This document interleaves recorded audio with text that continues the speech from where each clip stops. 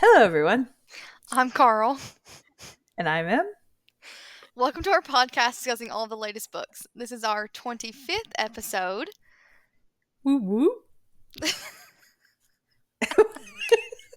And we will be discussing Eclipse by Stephanie Meyer, the next book in this saga. To be honest, this one doesn't look as bad as my other ones. You know what you also haven't done yet? Huh. You haven't shown off your white version. I did for a Brie. It was the other one I pulled out of the box, though. I don't think you showed your book. Oh. Well, I had it with me. Okay, well, you haven't shown us the full series, but anywho. Oh, sorry. I'll do it for Breaking Dawn, remind me. Okay. Yeah, because I don't remember.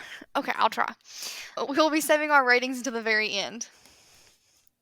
We promise to give you all of our honest opinions on all the characters, chapters, and scenarios. We don't mean any harm to any of the authors. This is solely our opinion. And as always, we promise to call them like we read them.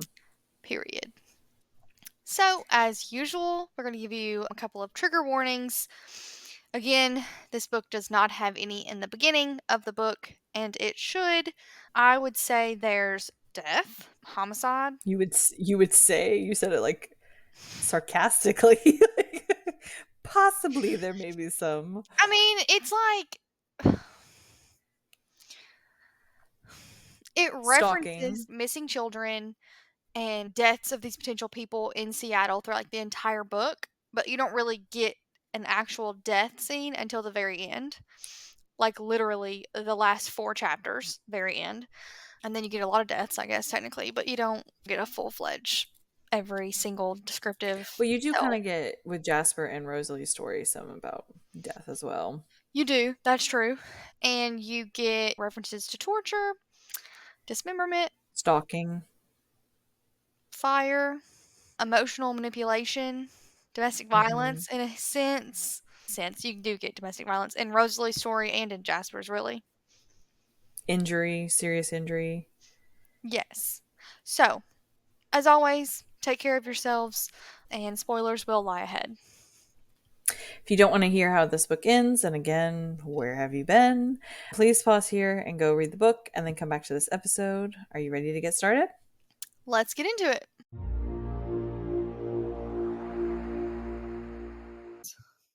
Okay, so the blurb on the back of the book is, in the dead silence, all the details suddenly fell into place for me with a burst of intuition. Something Edward didn't want me to know, and something that Jacob wouldn't have kept from me. It was never going to end, was it? Dun dun dun. That's what I feel like. All of these blurbs don't really end. No. They're just like randomly... like open-ended. Yeah, they just cut off. It's weird. There's a poem at the beginning of the book that I want to add, just because it also is what starts off the movie. So it's titled Fire and Ice, and it's by Robert Frost. Some say the world will end in fire, some say in ice. From what I've tasted of desire, I hold with those who favor fire. But if it had to perish twice, I think I know enough of hate to say that for destruction, ice is also great and would suffice.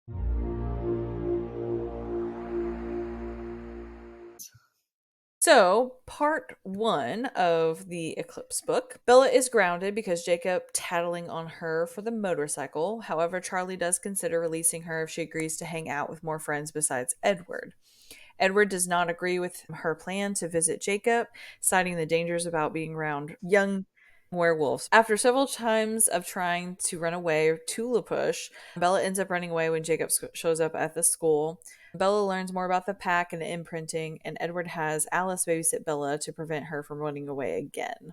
So, to start it off, we have where Bella and Jacob are passing notes back and forth through Billy and Charlie because Jacob is angry with her for choosing Edward, and Bella's kind of angry with Jacob because he's acting like a child and not wanting to talk to her. So I do really like sorry, I just want to clarify. The last episode, I believe I said that Edward is much more understanding than Jacob, and he is in the end, but we do get a little bit at the beginning of this where Edward wasn't as understanding and was a little bit more controlling than I remembered. So I just wanted to I was clarify reading that. it and I was I literally thought, I don't think Carly remembered this part. The movie is very different, evidently. So Yeah.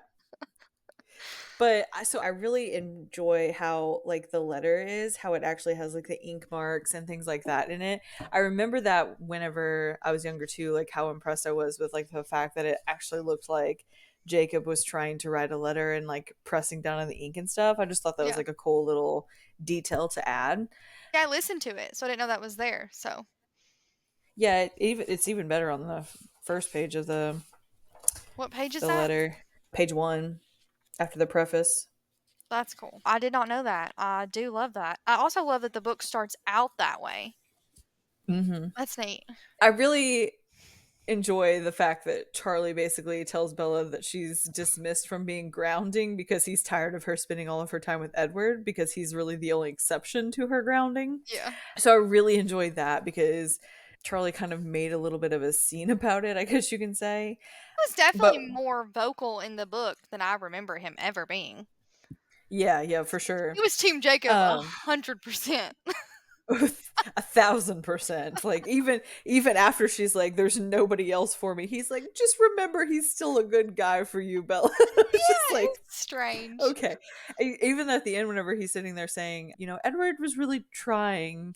He sort of seems like a good guy. I'll try to keep that in mind for you. I was just like, Even when Jacob kissed her and she didn't want it and she punched him in the face, Charlie still was like, still Team Jacob. good for you, Jacob. Yeah, he like later on makes the comment that he should have taught her how to throw a good punch, but still, he's Yeah. like, oh well, that was weird.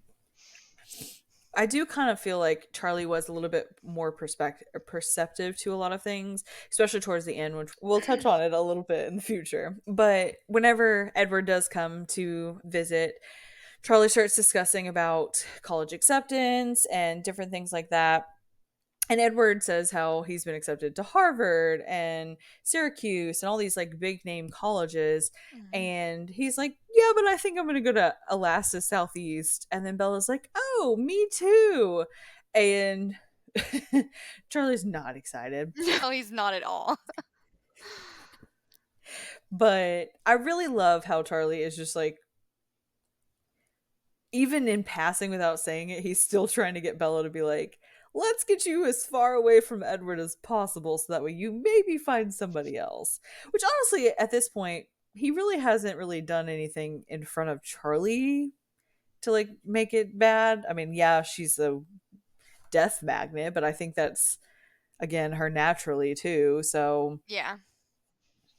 I mean, I I can think it may understand. scare him that she's growing up too quickly or daddy's girl's in love with somebody else, maybe. But he doesn't really seem like that type, so I honestly think that most of it boils down to those like 4 months where she was just so heavy in depression and so empty without him. And I think he's mhm. just so scared that it's going to end and she's going to go back to that. Yeah, that And makes sense. and I think because he doesn't have the context that we have that he was a vampire and he left to like protect her.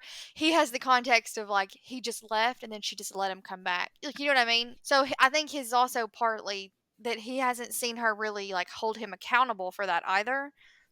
Yeah, So, that makes you know what I sense. mean? I don't know. I feel like that's just always in the back of his mind, which I totally get. But also, you know what's not a good idea? If you think he's not a great boyfriend, you probably shouldn't isolate her and make her choose between you and him, especially when she's Mhm. actually made it clear she's going to choose him. She Yeah, threatened to move out of your house. So, you probably should be a little bit nicer, true. but whatever. Maybe he's hoping him being mean and threatening would make Edward run away, but it As doesn't if work that makes either. any sense because Edward is literally the perfect gentleman to Charlie every single time. Mhm. Ridiculous. Well, as they're having that college conversation, Edward's really pushy on her going to college and having the human experiences, as he likes to refer to it as quite often. Mhm. And they start reading a news article about how There's some deaths happening in Seattle, kind of cause for concern, but they just kind of lightly touch on it. And so Bella ends up explaining to Edward her terms of release and that she was going to go visit Jacob. And Edward basically says that that's out of the question, not happening, don't ask again kind of situation, which really rubbed me the wrong way. So, I know when I was reading it, I was thinking, I'm eating my words. And I was thinking, if he doesn't get any better than this, I'm not going to be Team Edward. well, and then, but even like the quote on page 33 that he says, like he says, it's going to sound cruel, I suppose, but I've come too close to losing you in the past. I know what that feels like to think I have, and I'm not going to tolerate anything dangerous.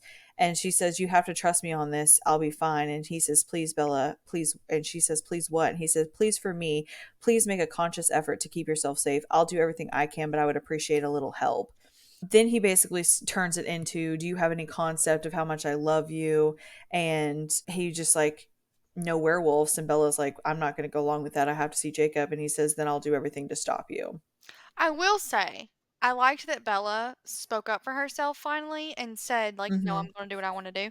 Him saying, I'm not going to tolerate anything dangerous, I would have punched him in his throat. You're not going to tolerate anything because I can do what I want. I don't know who you tolerating. There was one day Trevor said something like that to me, and I turned to him and I said, I don't know who made you my daddy, but it wasn't me. My And so daddy don't I even was tell me just what to like, do. I know you're not nope, about to. mm-mm, That not but that happening. rubbed me the wrong way too, and I was like, "He better get past that quick." I will say Mm-hmm. though, I will say, when he took the piece out of her truck when she was trying to go that one night, it was kinda funny. It wasn't funny because it was controlling, but it was kind of funny that he's just, like, all of a sudden there and holding a piece of her truck and it won't start. Mm-hmm. But anyways, Well, I put gross hate. We hate a controlling man because we do hate to no, control it. thank you. I wish it would have explored because later on he says like that he realized he was letting his own prejudices and stereotypes that he had heard about him and stuff like impact his opinion. I kind of wish we would have went further into that to really better explain his behavior, like what exactly he knew and that's what was making him, because I can understand a little bit of wanting precaution and a little bit of hesitation to just let her free nilly, about over there because I mean, look at Emily. But also, you don't get to decide what she does. She decides. You can express your concern, but not tolerate, you know?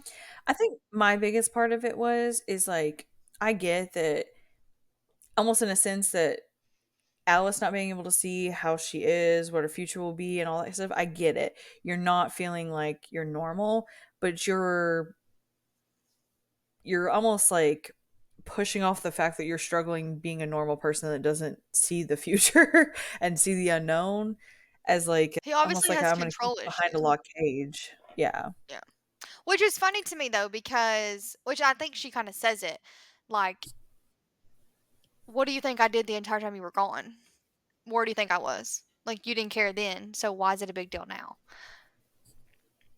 Well, but he even makes a comment which really rubbed me the wrong way, and she was asking about, or he was trying to get her to go to Florida, and she was just like, I'm thinking about going another weekend or whatever, and he's like, you're not the only one who's been trapped in this house, I'm like, I'm sure she didn't ask you to be there. Well, also, first of all, not you're not trapped in the house because you're there for like 2 hours a day, and you don't have to come over for those 2 hours either. And then you come voluntarily to stay the night, so chill out. Yeah. But also, then she says like, "No, I'm not going to do that," and then he tells Charlie to force her to go. Yeah. I didn't like that either. Well, and then it brings up a whole argument with Charlie and Bella after they just got through kind of like Hmm. releasing all of that situation. I did hate, however, though, that she consistently keeps threatening Charlie with moving out because he won't like let her do something with Edward. I feel I like agree. that's almost like a little bit manipulative as well. There was honestly a lot of manipulation in this book. Like it really I don't remember it being that big of a thing, It's but like on there was a everybody's part though. lot of it. Like everybody's manipulating Yes. somebody. It's not even just like one Yeah. particular person. It's insane. And then I know that there was a conversation afterwards with them going to Florida, and she's asked, "Does the sudden urge to see Florida have anything to do with the party at Billy's place?"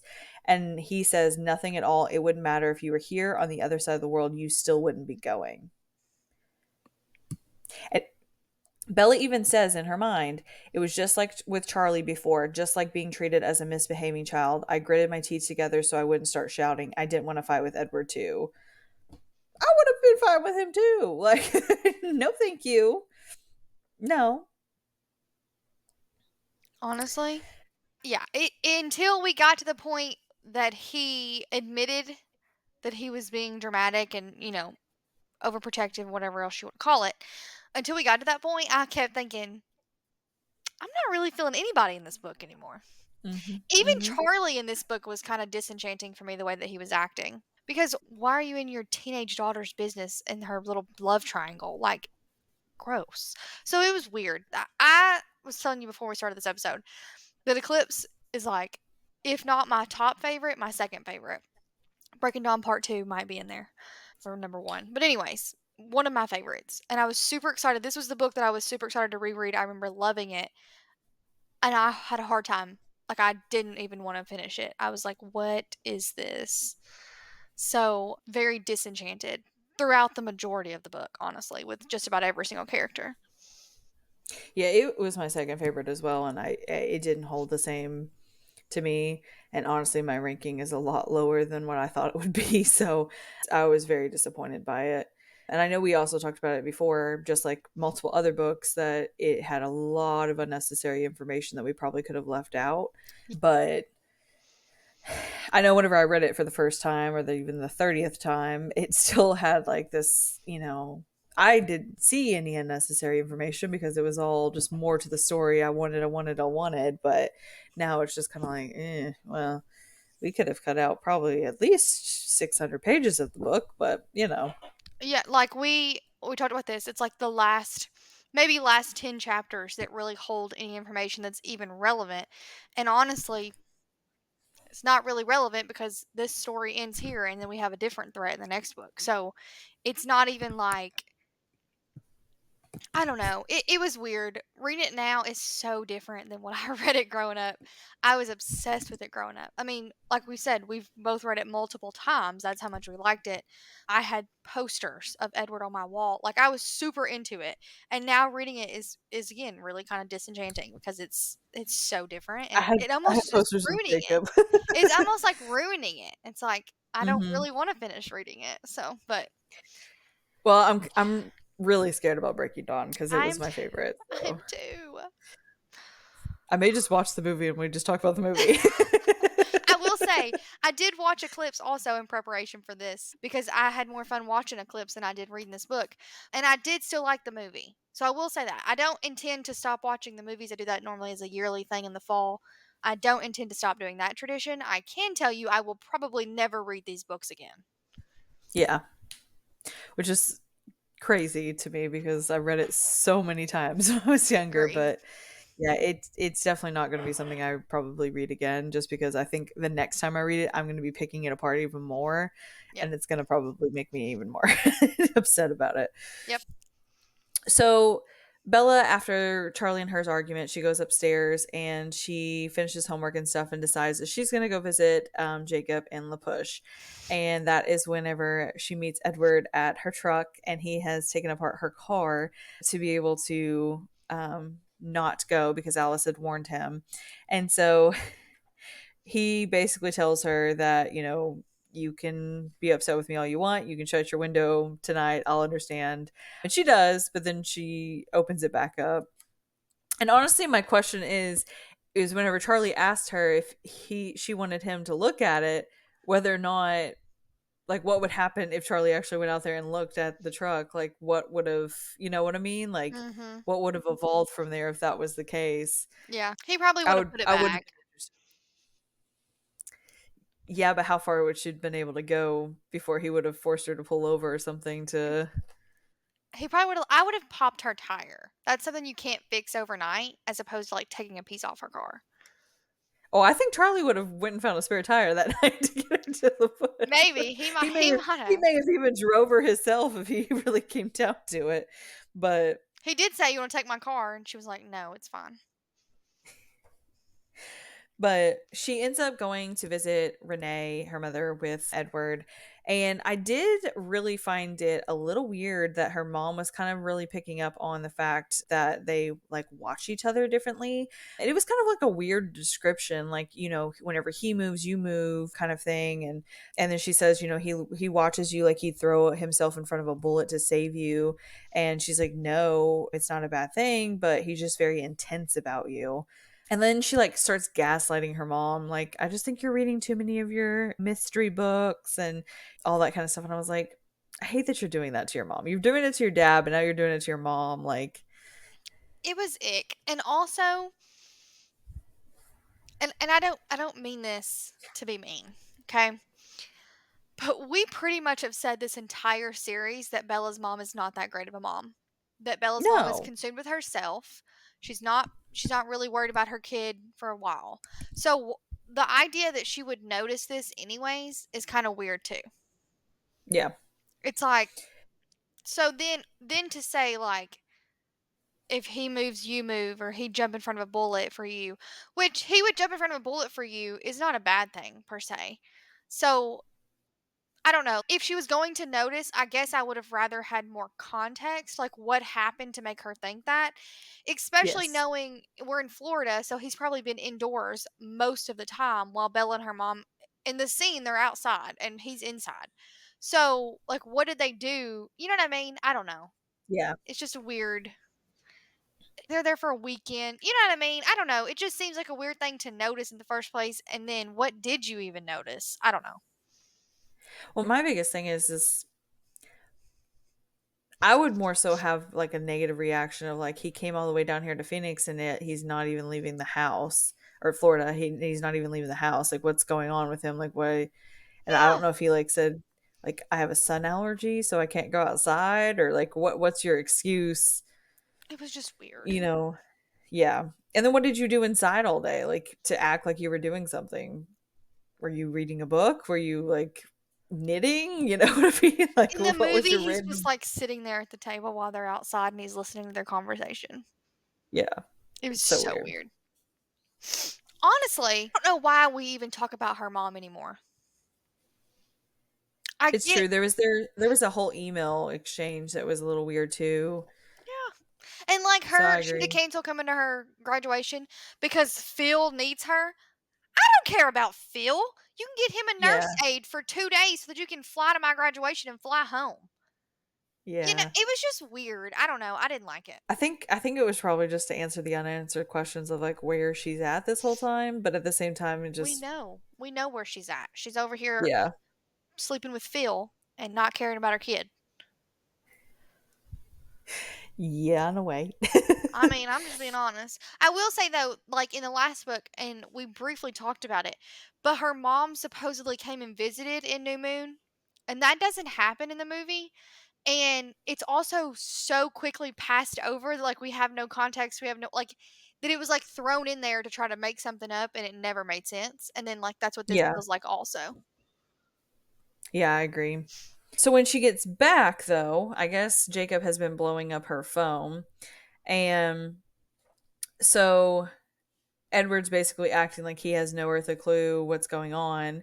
And so I didn't Jacob just like. weirdly asked her, like, are you going to be at school tomorrow? And Bella starts coming up with this big old theory that, I think he's just checking to see if you're still human and all that stuff. Well, the next thing you know, he shows up at school and Jacob basically, which this was the part that I did not like the most, I think, from Edward, besides like him trying to keep her from Jacob, was the fact that he was keeping things from her on top of that Yeah, that pertain to her own safety.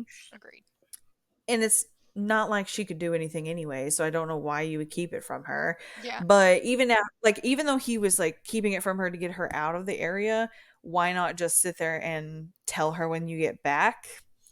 I mean, I don't understand why that would be such a big deal, but Jacob ends up kind of breaking the news that I guess one of the Cullens had crossed over the line in chasing Victoria, and there ended up being sort of like a scuffle with Paul.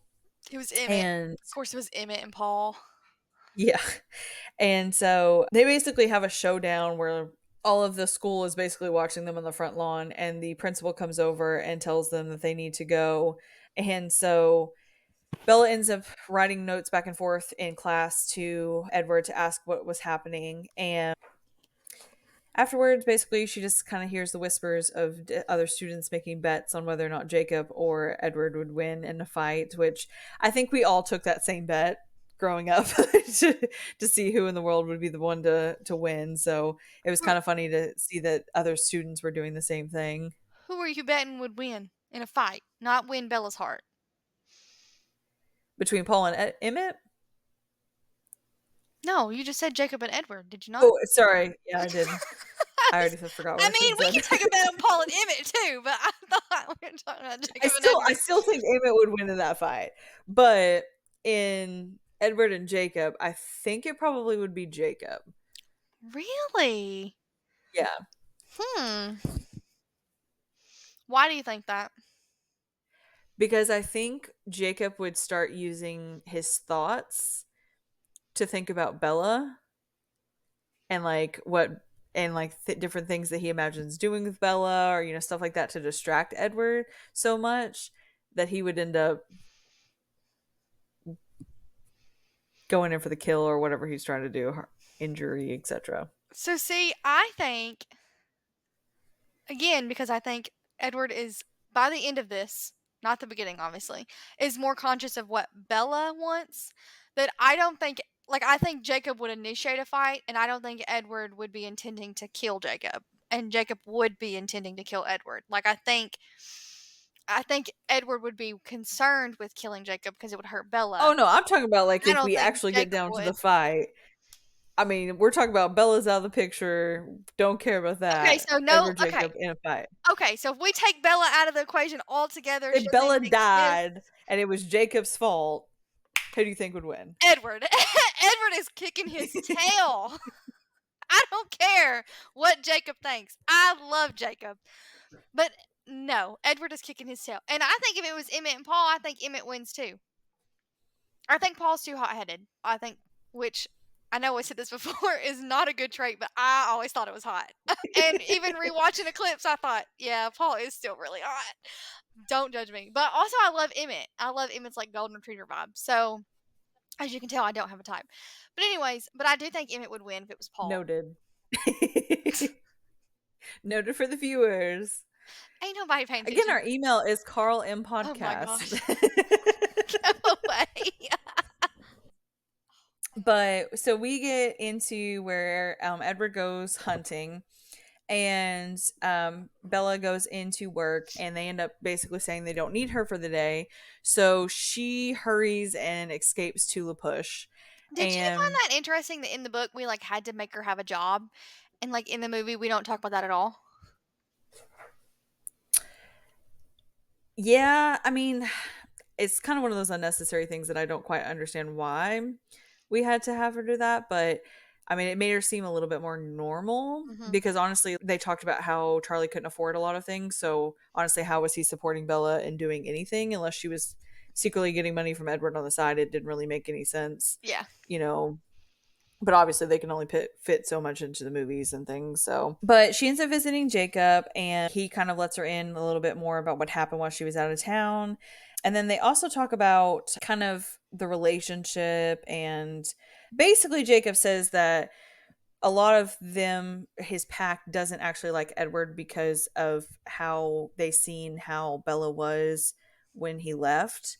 And it doesn't really seem to be more so because of the treaty, but more so because they like Bella. Jacob says that Sam is upset because he feels betrayed by Bella. Yes, but I think a lot of that betrayal and things like that is just because he genuinely cares about Bella, and he feels like Edward left her once and it's a horrible place. I mean, he saw her literally at her worst, curled up in a ball in the middle of a wood. So I mean, I don't think Sam everybody else cares saw about her in the Bella. aftermath. I don't think Sam cares about Bella.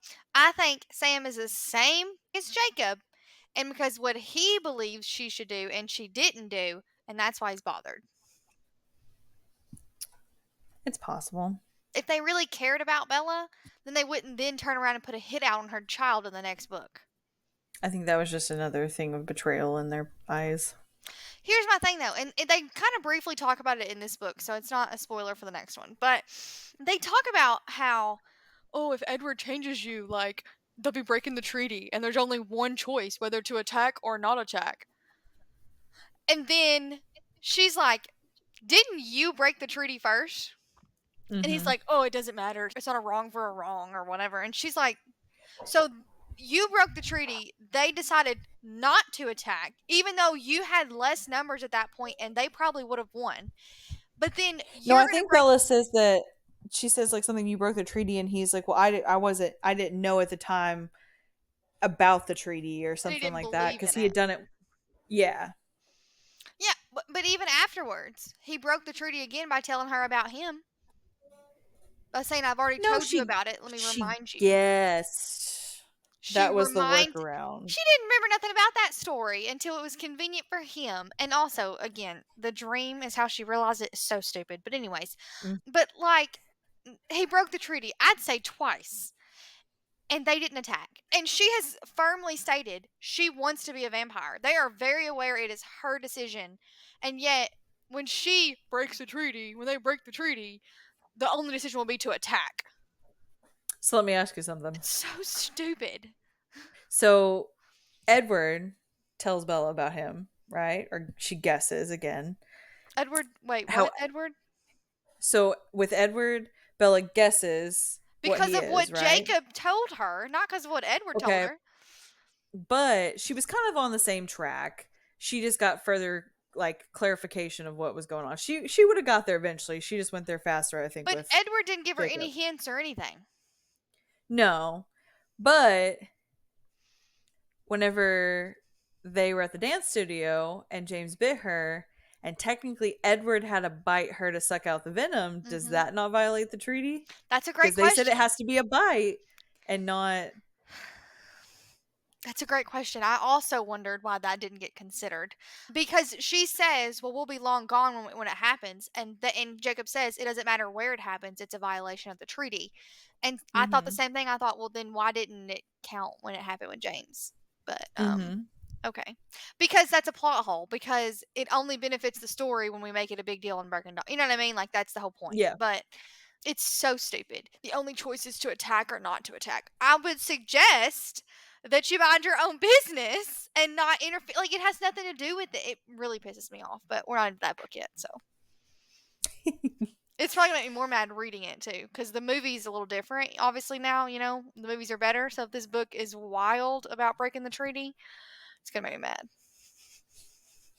So when she's visiting Jacob, she gets a conversation happening about imprinting. And she discovers that basically it's almost like a love at first sight, but on more of like a epicer level. I don't know how to describe it, but it's a very odd situation. But then she also ends up finding out that Jacob also cannot grow old unless he decides to no longer shift. So then Bella gets really irate because it's another person in her life that's not going to age and not going to grow up. And I love her so she gets, explaining to Jacob that, because he's like, "When are you gonna do it?" And she's like, "Well, I'm already a year older than him. I can't be another year." And yeah. Jacob's like, "Do you know how stupid that sounds?" Because we're all thinking it. I think it's so funny. But they start talking about how Emily is that for Sam, and that I think it's Jared is another one that had imprinted at this point, which On he a ends up girl in his imprinting on like a sorry. 2 year old, was it, or 6 year old? No, so Jared was on a girl in his class, so she was his Okay, age. yeah, yeah, yeah. And then Quill Quill later was on later. imprints on a 2-year-old. And I gotta be honest with you, I thought it was ick watching the movie where Jacob imprints on the baby. But Mm-hmm. reading it now as an adult and him imprinting on a 2-year, I have a 3, 5, and a 6-month-old niece. Well, I guess she's almost 8 months now. I would murder you if you told me you imprinted on my niece. I would be Bella. When Bella gets irate, that would be me. Because what do you mean you imprinted on my niece? That's no, Mhm. that's such a nick. And he's like, and then he tries to explain it, like make it better. And he's like, "Oh, for right now, he's like an older brother. He's like a protector. And then when she gets old enough, he'll be her friend. And then when she gets old enough, he'll be her lover." And I'm thinking, Mhm. so he's watching her at 2 and thinking about in the future he might be doing her. Yeah. That's inappropriate. What you'd be committed here in Illinois. It was disgusting. I was like, I don't want to talk about this anymore. Please let it go. Side note, but my thought went to, like, is he changing her diapers? Like what, like, at what extent, and like is the parent, like, why is the parent allowing, like, the parent know about imprinting? Like, you know what I mean? There was just a lot of like, Disgusting. okay. It quite frankly, I mean, why we wrote that in a book for teenagers to consume, I will never understand. I think we could have kept imprinting and you could imprint on someone age appropriate. Like Yeah. Jared doing it to another 16-year-old in his class or whatever. That's appropriate to me.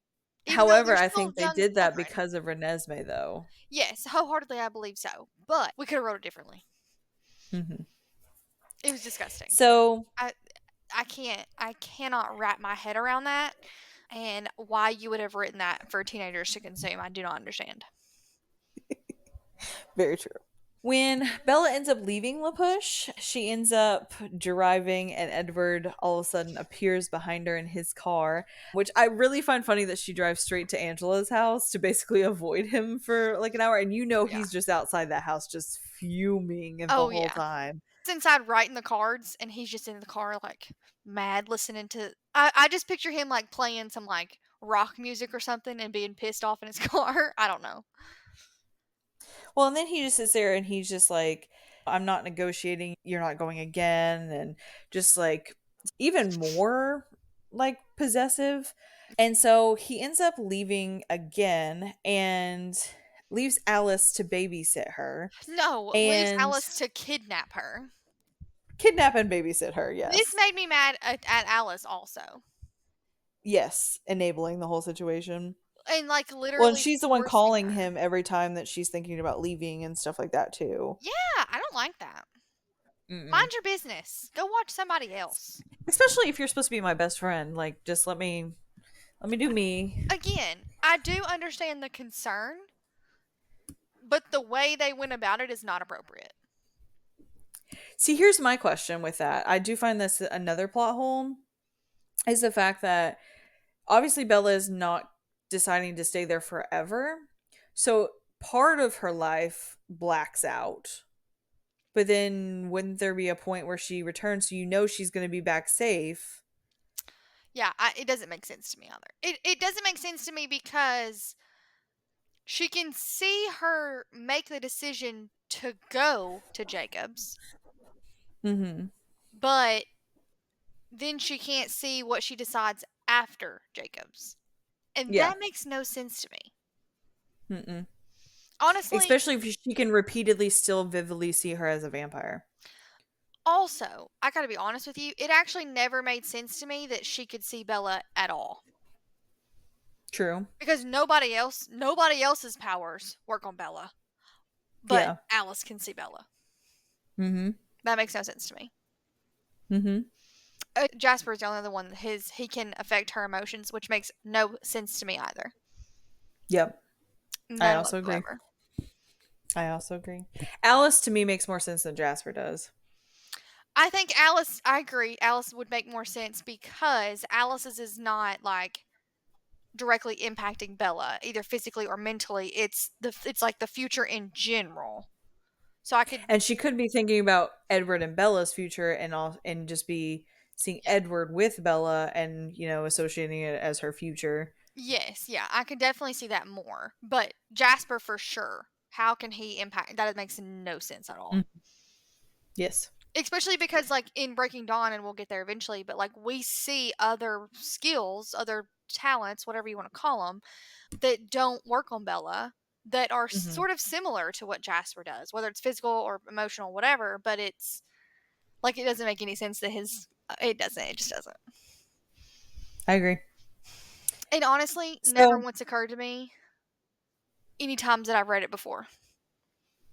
I didn't care about semantics when I was reading this before, obviously. same, same, same, same. When Alice does kidnap Bella, though, Rosalie ends up knocking on the door, and which I do find it was kind of like weird timing. I know she says that she wanted to get her alone to tell her the story, but like Edward already knows the story, so And why does Edward's Bella on need her to want side. Edward doesn't want her to be Yeah. a vampire either. So it's a Then little she weird. but she also assumed Edward had already told her. Yeah. It is weird. It's totally weird. And I'm not gonna lie to you. I like the scene in the movie when like they say something and it makes her mad, and that's how she walks off and tells her story, as opposed to what happened in the book. I think that's so Yeah. much better because the book made no sense. It was very random and very out of the blue. And to be honest, I knew that Rosalie was kind of like a selfish person, but hearing her story just made her seem very, very vain. I It was agree. She was just like, I was the most beautiful of the land. Like I had the riches like crazy. Like it just to me was even more so worse than what I actually felt like she was coming across. And I felt like this was supposed to be like a sweet moment, and instead it made Rosalie look terrible, I like agree. absolutely like terrible. This is the crazy thing, okay? So when I read it and watched it, whatever, I always thought Rosalie didn't like Bella because Bella has the opportunity that she didn't have to grow old, to have children, to have her own family, all that sort of thing. Mhm. And that's kind of what Bella thinks. But then Rosalie says, like, no, I didn't like you at first because I didn't like that Edward wanted you and didn't want me, even though I Yeah, didn't want him. What? yeah. So if she had said, because you're a human and I don't like humans because they can do the things that I can't do, that would make sense. But to Well, say, my question though is, I'm positive Jasper didn't want her at first either because he was already in love with Alice by the time they came along. So why is it that bad of an ordeal that Edward didn't want you if Jasper also didn't want you so she either? was made for Edward, you know? Even then I just find that And weird. and Jasper came with a mate. So I think it was different. And also she already had Emmett at that point. So I think it was different. But I think with Edward is because she was made for Edward and Edward has never wanted her like that. Yeah, but she has Emmett now, and she's still upset with Bella because he doesn't want her, and she wants he wants somebody just basic, basically. Yeah, it was awful. It was so shallow and so materialistic and so vain, and like I love Rosalie even with her little attitude in the movies. I do Yeah, not like book Rosalie. I was like, I'm tired of her. I'm gonna be honest. The Eclipse book, I felt like all of their personalities were different than what they were in the first two books. Yes. To be honest, if they Wholeheartedly flat agree. out came out and said that somebody else wrote Eclipse and Breaking Dawn underneath Stephanie Meyer's name, I would wholeheartedly believe it after rereading this because it did not seem like the same person was writing the same characters whatsoever. Charlie was different, Jacob was different, Billy was different. I actually liked Billy in Yeah, this book. yes, It was just because he kept his nose to himself. That's why he liked Billy. yeah, Sam was different even, Yeah, like it was Quill weird. and Emery was pretty much probably the only people that were the same. I mean, Angela Jessica was different. I mean, literally every character was so different than what they were in the first two books. I agree. It's very strange. But Rosalie continues to try to like describe her situation, and basically she was engaged to this guy that basically his family runs the bank that was in her town. And so he ends up getting drunk and she was at a friend's house the night before the wedding, and he ends up running across her and He don't end up running implies across her. He was out there waiting. He knew what was happening. well, yeah, he kind of sort of the story kind of sort of implies that she ends up assaulted in the streets, and All of that's the whenever men. Carlisle had yeah, and that's whenever Carlisle had ended up finding her and changing her. Which Just a thought. And I don't say this to excuse the behavior because it's absolutely inexcusable. And I have never enjoyed something more than when she said she went and picked them off one by one and saved him for last. And it shows in the movie, Mhm. you see him like scared out of his mind. Never enjoyed that Mhm. more. But the way that she was the way that she was so shocked by even, like, not necessarily that he would assault her or the group would assault her, but so shocked that he would be drunk and acting a fool was really confusing to me because in this era, women were property. Women were nothing. Mhm. You could birth children and the children still didn't belong to you. Like, that's how low on the totem pole we were. So, it just doesn't make sense to me why it was such a shock to her that he would be such a crappy person. Yep.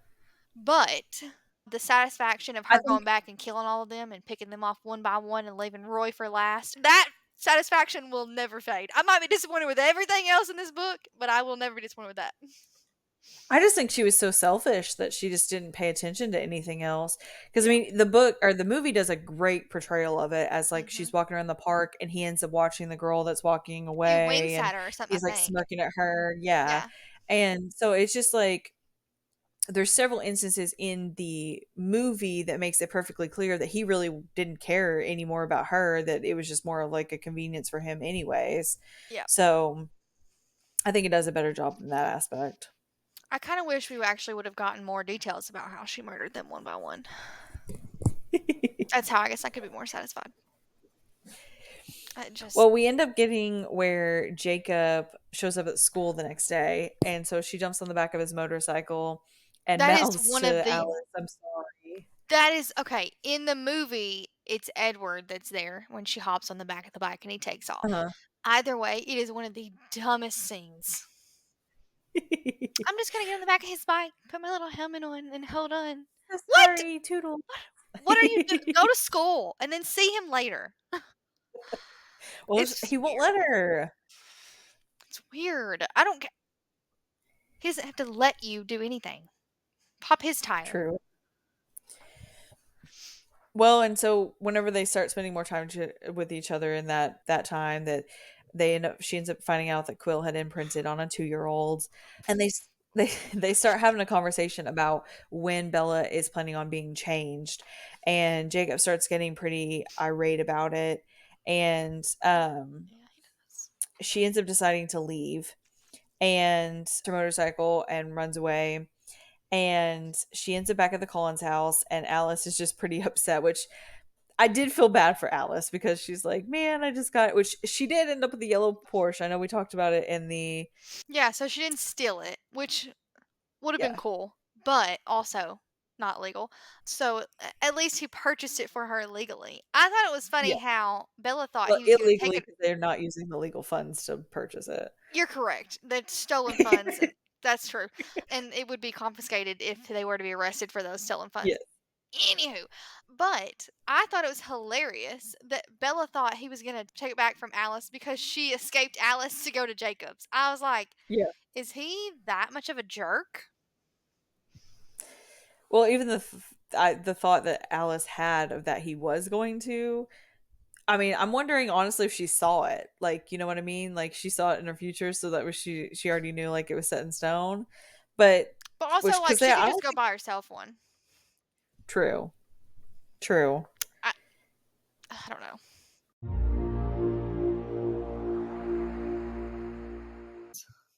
So whenever Bella returns home and Edward comes back as well, Edward is seemingly okay with the fact that she's spending time with Jacob all of a sudden.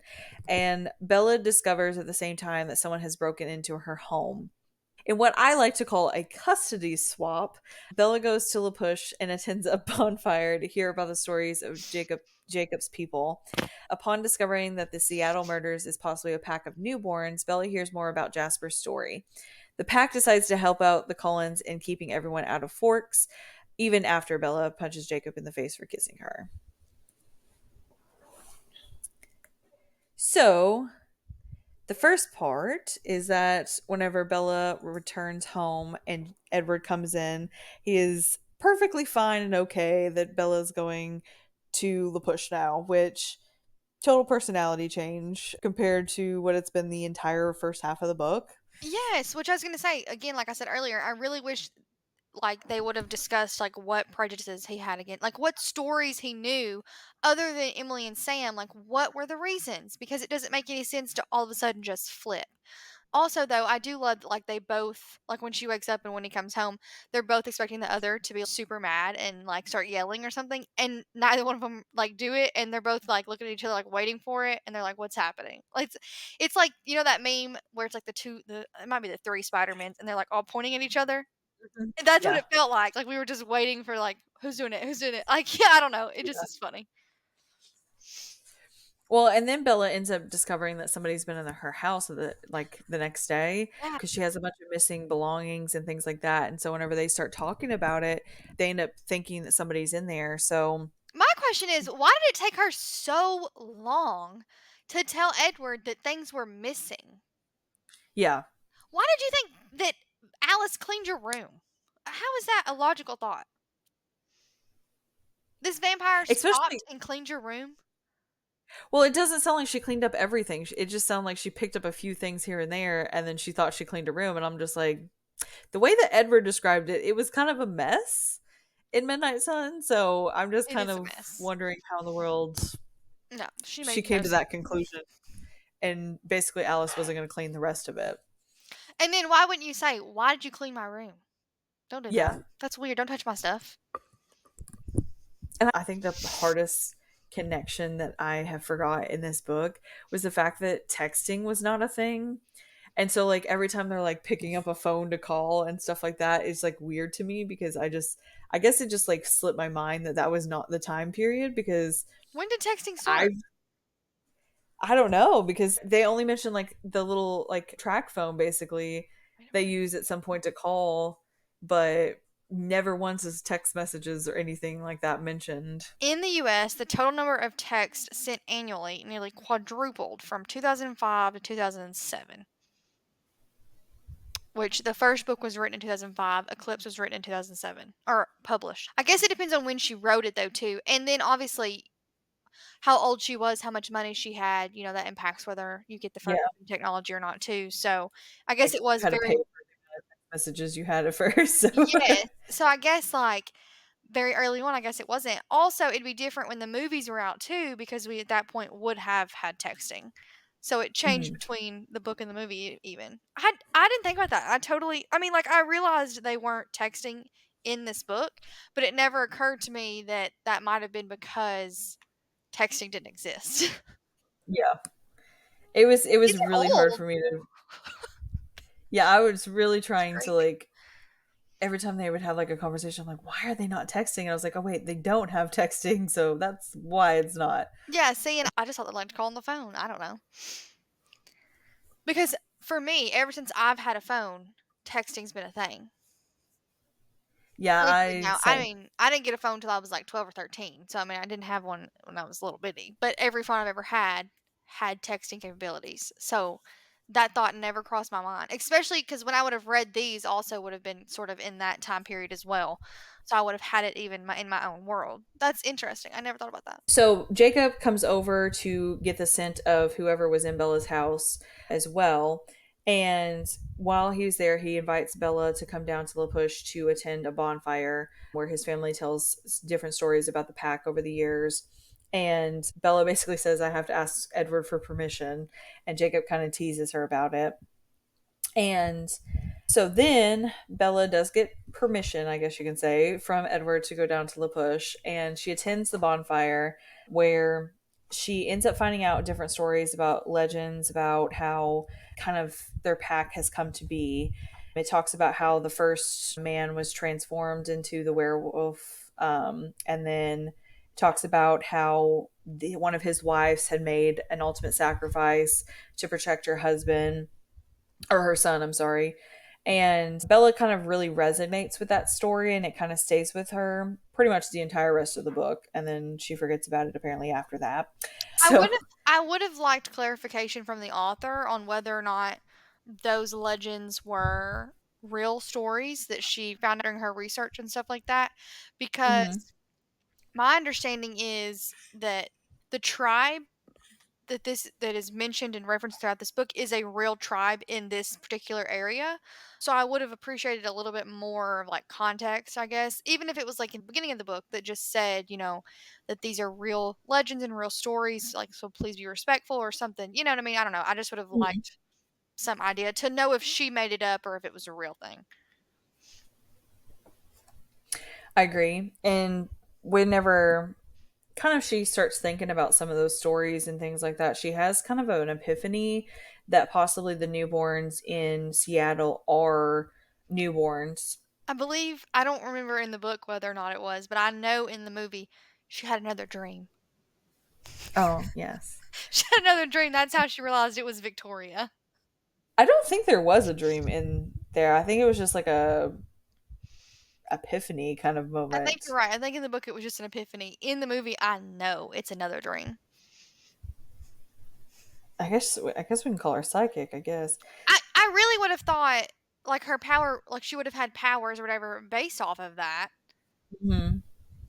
And then she turns out to not. It's a shield. So what are we But then doing? But again, it would basically be Alice's power because it'd be like seeing the future s- sort of or yes, but also vivid deductions, I guess. like dream walking. I don't know something. But that's not what her power is. She just randomly has epiphanies in her dreams, which how I don't know, but whatever. Well, and so the dream ends up coming out with those newborns in Seattle. And so Jasper feels like this is the perfect moment for him to kind of explain his history and how he kind of helped raise a army of newborns. By ate my words. I called him a colonel, Jasper. He's a major. I don't know the difference and I don't really care, but I just wanted to correct that because I did use the word colonel and he goes by major. So whatever that distinction is might be important. So I wanted to correct that. Well, and so he talks about how he was created by a Maria, who was basically like a trio of women that traveled, which I'm I know this is in no way related in the same thing, but all I'm thinking is like Hocus Pocus. Like those are what I imagined. Like if I had not seen the movie, that's what I would have imagined. I mean, kinda. Yeah. But they're traveling through and they basically come across him and decide to make him into a newborn and he like helps raise that army. He talks about how eventually he decided that wasn't the place he wanted to be anymore and he ends up traveling with a couple of his friends. And then randomly one day he walks into a place and Alice is sitting there saying, she was waiting for him and they decide to go out on an adventure to uncover the Cullens and find them. I And I would read the really book. find it, Sorry. huh? I was going to say, I would read a spin off book about their story. I love their story. And I was really glad that it was included in this. I really liked though how whenever Edward said when he got home, all of his stuff was in the garage. Whenever Alice Yes. says, "Hey, where do I put my stuff down?" Basically, and they're like, "Oh, take Edward's room. It's fine." I love how he says, and you scared them too. You showed up and knew everybody's name and like knew where to find them or whatever, and they were like, "What is going on?" And she's just like, "Okay, so what room can I move into?" Thought that was so cute. It's so Alice too. Yes, I mean she was just off of her like perspective in Midnight Sun of getting like the details of her. She was like so ready to. She's like, I already know everything about me and Bella being best friends, which me as a person, like getting to know you, that would be kind of annoying to me because it would just be like, okay, well, I'm glad you know everything. Now give me some information so that way I know who you are. Yeah, So the it would pack make me also, uncomfortable the like assumption that like I want to be your friend. true, true. Like, And then like she would also know all the right things to say to make you like her as a friend too. yeah, It'd be that. kind of a little manipulation on a friendship level kind of thing. Well, I can tell you what would not make me want to be your friend, and that's kidnapping me. So, do not recommend that. She technically did twice, but one of those times Bella was kind of willingly going in New What? Moon. Oh, no. Bella was like, "Let's get in the car. Let's go right now and catch a flight." Yeah. Bella was ready to go. But the pack decides to try to help out the Cullens in keeping Victoria and the newborns out of Forks. So they start agreeing on doing joint patrols. And during these patrols and kind of like them also like feeding and different things as well.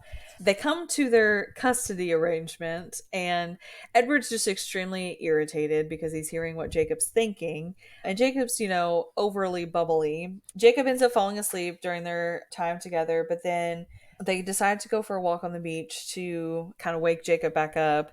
And he basically just expresses his love for Bella, and which I really did like the fact that he was just like, hey, I want you to know how I feel before you decide your final opinion, because it's never been like spoken into existence per se. It's been Oh, hinted at. it's been spoken. It's been hinted at, but he's never said, Bella, I'm in love with you, please choose me, like it's me, anything like that.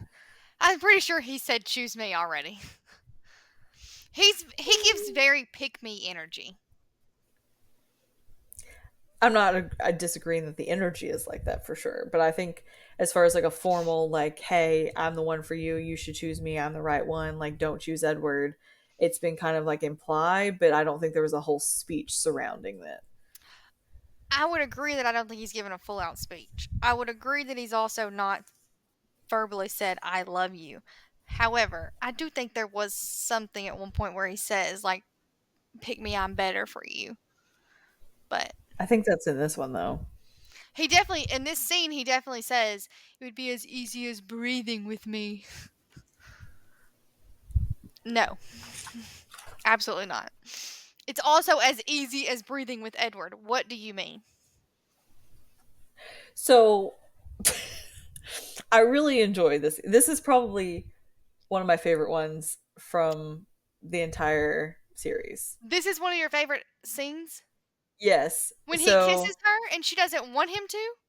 no, when she socks him in the face and Okay. then The she breaks her scene hand. that part of the scene I did really enjoy as well. Yeah, no, not the not consent. I'm talking Okay. about the punching him in the Well, face, you're but team then Jacob, so I just had to make sure. yeah. So no, then my favorite part is actually whenever she gets back home and Yes. Charlie is like, "What's wrong? Like what's happened?" And she says, "I punched Jacob in the face." And he kind of turns to Jacob and says, "Well, good for you." And so he kind of like then is concerned about Bella, and then Bella goes and calls Edward, and of course he shows up and he's like, "What's wrong? What happened? What did he do to you?" And Jacob kind of, says, "It's fine, no big deal."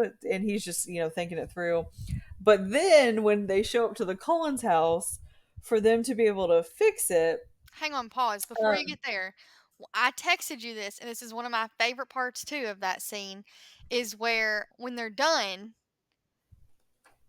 So the movie is different than the book, but in the book, Edward threatens Jacob, and it says, "If you don't bring her back whole and exactly the way that I sent her in the first place, we're gonna have problems." And then he mhm, says, "But if you ever kiss her again, I'll break your jaw for her." And I love mhm, that because it was like obviously that's what she was trying to do was like hurt. She punched him in the face, so like that was the intent. mhm. In the movie, I think it specifically says the nose, but in the book, I don't know if it's specified. It And says, so Edward says, "I'm not going to kill you now because it would upset Bella." And she kind of like grunts at him.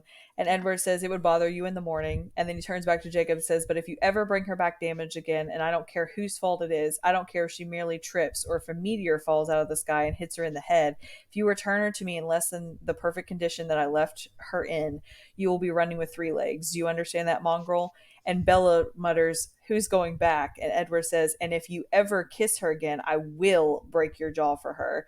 And he says, "What if she wants me to?" And Bella says, "Ha." And he says, "If that's what she wants, then I won't object. You might want to wait for her to say it rather than trust your interpretation of body language, but it's your face." that was one of my favorite scenes in this whole book, also. What I think it's funny, though, in the movie is that Charlie's just standing there witnessing the whole thing. That's so. Uh-huh. In the book, they shut Charlie inside. But in the movie, Charlie's just literally standing there watching them go at this. And it's just hilarious. It's so awkward. Well, no, like in the book, that's also part of the scene that I like is that Bella says, "I wish I had hurt him. I didn't do any damage at all." And Charlie says, I can fix that. And Bella says, I was hoping you could say that. And Charlie says, that doesn't sound like you. What did he do? And Bella says, he kissed me. And Charlie says, maybe you ought to take off, Jake. And Jake says, I think I'll hang out here if you don't mind. And Charlie mutters, your funeral. So, like, Because Charlie Edward, was kind of in on it. that's Yeah. after she called Edward, yeah. I just meant the actual conversation between Edward and Jacob. In the movie, he's outside, like, he Uh witnesses the huh. whole thing. And then he, like, breaks them up, too. Yeah, he's like, "Okay, guys." Yeah. Yeah. It's so funny. It's funny it's funny in that context too because it's Charlie the human sheriff and then a werewolf and a vampire and Charlie's like big man and we're going to break them up, not let them fight or whatever and like you could not do anything. It's just funny. Well, and then I like it, but I also don't like the way it's worded because Edward also says, she is mine. I didn't say I would fight fair. And Jacob says, neither did I. Best of luck, Edward says. And Jacob replies, yes, may the best man win. And then Edward says, that sounds about right, pup. And I'm like, okay, now we're going a little too bit far here. I think it's But, funny though that Jacob is like she just punched you in the face for kissing her. And what mhm, he's still saying is, I'm still going to fight for her. She just punched you in the face. Someone who's not violent. Someone who's probably never thrown a punch in her entire life. That's why she hurt her hand, is what her dad thinks. mhm. And she punched you in the face because you wouldn't stop kissing her. But what you're going to do is this right here is where I got the ick for Jacob. I was like, cut your losses. You can be somebody's friend, but accept the fact that she's in love with Edward and she's not in love with you. She's done told you this I don't know how many times. Yeah. Well, but when she gets to the Collins house to get her hand repaired, Yes. I love whenever Emmett and so Rosalie is underneath the car and Emmett's jacked it up for her. Yeah. And Emmett says, fall down again, Bella. And she says, no, Emmett, I punched a werewolf in the face. And Emmett blinked and then burst into a roar of laughter. And then Rosalie spoke from under the car, Jasper's going to win the bet. And so she starts asking about the bet. And so I guess that they had bet that how many times that she'll slip up in the first year being a vampire. Yeah. And so she says Rosalie thinks your temper will turn the odds in Jasper's favor, and Bella says so Jasper's betting high, and he says he thinks it'll make him feel better that he's not the weakest link anymore. But I just love that scene, especially in the movie. Love it even more because like I think he even says like that's badass or something Yes, as along soon as that she line. says, "No, I punched a werewolf," Emmett says, "Badass." Yeah. That's really cute. I would have liked the bet talked about more in the movie though, because we then see in Breaking Dawn that she actually doesn't struggle like most Yeah. newborns would. So like I would have liked that to have been more emphasized so that we then would have come back to that and like or something like even referencing it in Eclipse so that when it happens they like owe each other money so like someone's like pay Hmm. up or something just hinting at it that would only Yeah. have context if you've read the book or something like that. So Is there not in the movie with the boulder scene? I know I don't remember a bet of any kind in the movie. I Because know I they were think they talking about reference a bet, and that's why they end up doing the boulder scene. Because I guess this is what I'm remembering. I have not rewatched it, but I'm remembering them having like some kind of bet, and so then she's like, "You wanna actually put that to the table, basically." And so they go out, and then Bella ends up discovering that she's stronger than Emmett. But that's I what think it was regarding strength, not per se like her eating people. that's what I was about to say. I think it's in regard to whether or not she's stronger than Emmett, because that's also referenced in this book about because she was saying like so like how strong will I be, and he was Mm-hmm. saying like you'll be stronger than Emmett or whatever for a little bit, Mm-hmm. and so I think the scene in Breaking Dawn is referencing the strength, not her Mm-hmm. struggle for control for like blood and stuff. I think. Yeah. Yeah, I agree. Either way, it's So hilarious. That I love that scene too because in this book, I think he says something along the lines of "Do me a favor and challenge Emmett to an arm wrestling match or something." So I think it's related to that, but either way, it's hilarious. And Emmett's a sore loser, so it's funny. Well, then Alice decides to throw a graduation party, which I think Alice is just down for any party at this point, I whether was gonna say it what sounds the like Al's just trying to party. Yeah.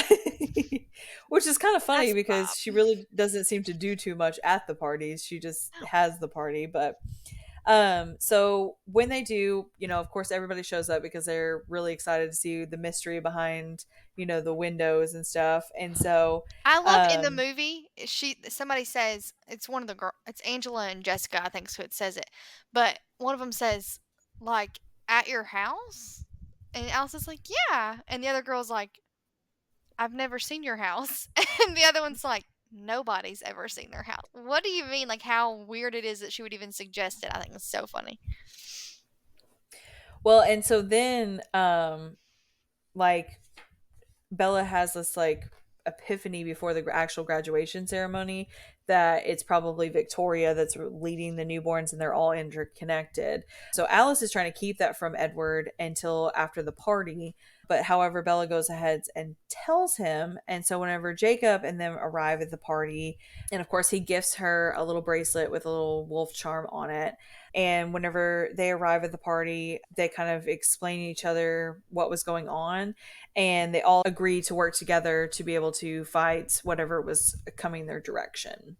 I think it's funny that Jacob wants to like agree and enter into this agreement, and they're like, "Will Sam go for it?" And he's kind of like, "Really? You had to remind me that I'm not in charge." He could be. He could be.